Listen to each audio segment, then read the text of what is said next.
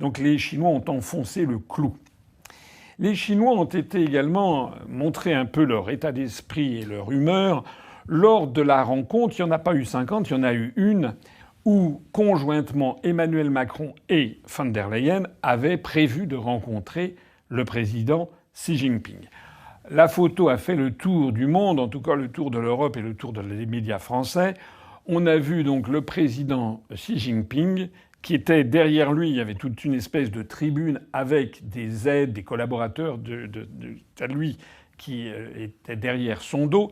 Et il avait face à lui Emmanuel Macron et von der Leyen. Mais il avait adopté une table ronde que vous voyez en photo, une table géante, d'une part ridiculement grande, qui ne peut pas ne pas faire penser à la table qu'avait utilisée Vladimir Poutine en janvier 2022, quelques semaines avant l'invasion de l'Ukraine, lorsque Macron s'était rendu pour aller discuter avec Vladimir Poutine. Cette table dont tout le monde a gardé à l'esprit la longueur, qui était une longueur extrêmement humiliante, volonté de montrer la distance. Or, là, ce qui est resté dans les photos, et tout ça est parfaitement calculé, conçu, c'est que Xi Jinping est au fond de la salle, avec derrière lui la tribune qui le protège. Ce sont les grands principes de géomancie chinoise qu'on appelle le feng shui, c'est-à-dire qu'il a derrière lui, il devait d'ailleurs être orienté au nord de la salle, et derrière lui il y avait la tribune. Et face à lui, il n'a pas mis en face de lui Emmanuel Macron et Madame von der Leyen, il les a mis à 120 degrés. C'est-à-dire qu'en fait, Emmanuel Macron était à mi-distance entre le président Xi Jinping lui-même et Madame von der Leyen, qui se retrouvaient dans la même situation. C'est-à-dire que d'un point de vue visuel, les Chinois ont tenu à montrer qu'ils faisaient bien la différence entre la France et la Commission européenne. C'est très très important. Ils ont refusé le narratif qui eût consisté à avoir, par exemple, une rencontre où il y aurait eu monsieur Xi Jinping, le président chinois, et juste face à lui, côte à côte, Madame von der Leyen et Macron.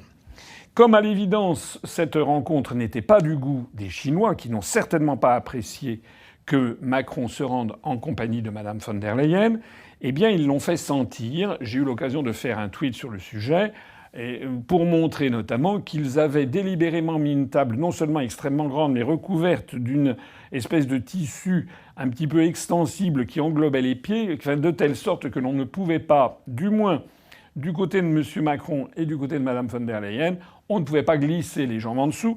Et pire encore, en affublant les deux invités de chaises de secrétariat sur roulette avec un pied qui tourne, éventuellement un dossier à bascule, le genre de fauteuil qu'on trouve à 179 € au magasin Ikea le plus proche de chez vous, et qui était extrêmement en fait offensant.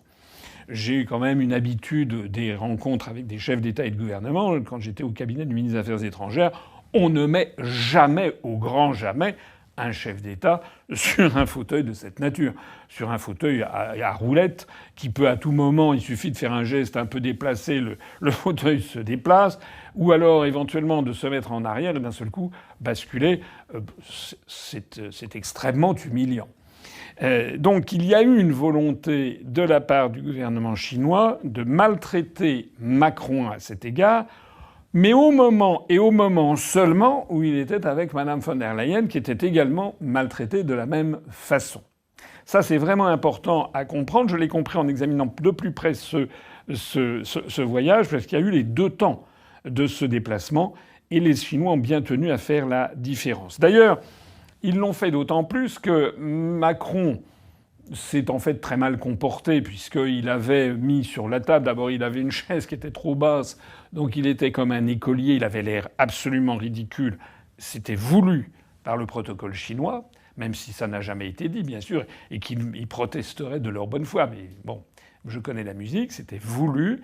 Ils ont mis M. Macron en position d'infériorité, lequel avait étalé d'ailleurs sur la table toute une série de dossiers, de papiers, de paperasses, un crayon, une gomme. C'était ridicule.